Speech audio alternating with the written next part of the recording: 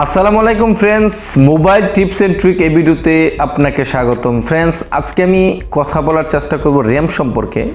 আসলে র্যামটা কি, আর এই র্যাম কতটুকু র্যামে মোবাইল আপনার জন্য যথেষ্ট, এবং র্যাম আসলে কি, তার কাজটা কি। আমরা সবসময় জেনে থাকি আসলে যেই মোবাইলের র্যাম বেশি সেই মোবাইলের স্পিড বেশি, জাস্ট আমরা ততটুকুই জানি।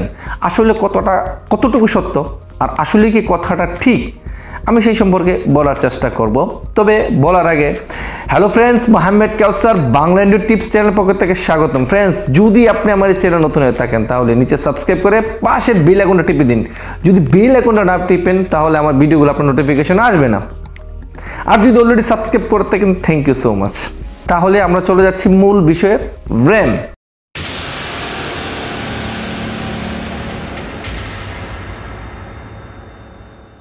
র্যাম তিনটা শব্দ, র্যান্ডম অ্যাক্সেস মেমোরি। ফ্রেন্ডস, এটাকে আমি নতুন করে একটা নাম দিয়েছি, টেম্পোরারি স্টোর মেমোরি। অর্থাৎ আমরা যারা র্যাম ব্যবহার করে থাকি, র্যামের কাজটা হচ্ছে আপনার কাছে একটা মোবাইল রয়েছে, সেই মোবাইলের মেমোরি কার্ড রয়েছে, ধরেন উদাহরণস্বরূপ 32 জিবি মেমোরি কার্ড। আপনার কাছে একটা মোবাইল রয়েছে, তার র্যাম হচ্ছে 2 জিবি।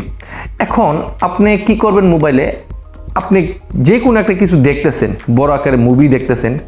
মুভি দেখার ক্ষেত্রে কি হচ্ছে, আপনার র্যামটা আপনার জন্য ওই সময় কী কাজ করে।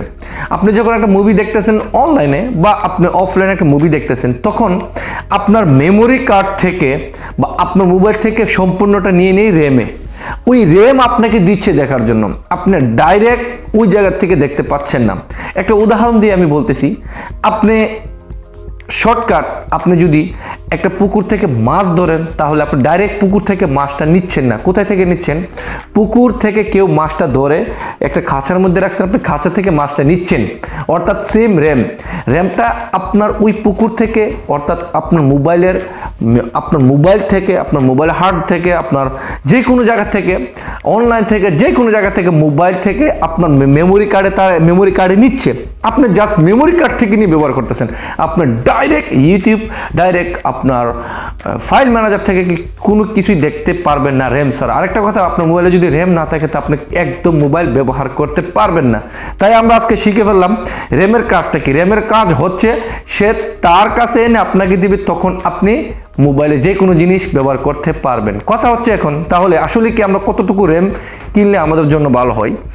র্যামটা আপনি যদি একজন সাধারণ ফেসবুক, ইউটিউব, শর্টকাট, ছোটোখাটো আপনি ইন্টারনেট ব্যবহার করে থাকেন, তাহলে আমার পরামর্শে আপনি একটা 4 জিবি র্যাম কিনতে পারেন। মেমোরি কার্ডটা 64 জিবি যথেষ্ট একজন মানুষের জন্য, নর্মাল।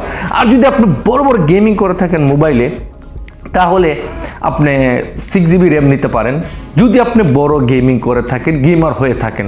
তা না হলে আপনি মাঝে মাঝে গেম খেললে আপনি 4 GB RAM, 64 GB memory card যথেষ্ট। তাহলে আমরা বুঝে ফেললাম র্যামের কি কতটুকু কাজ।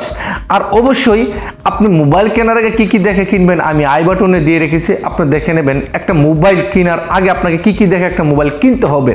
ফ্রেন্ডস, আপনি আমার এই ভিডিওটা দেখে যদি উপকার হয়ে থাকেন, পাশে থেকে আবারও বলতেছি সাবস্ক্রাইব করার জন্য ভুলবেন না।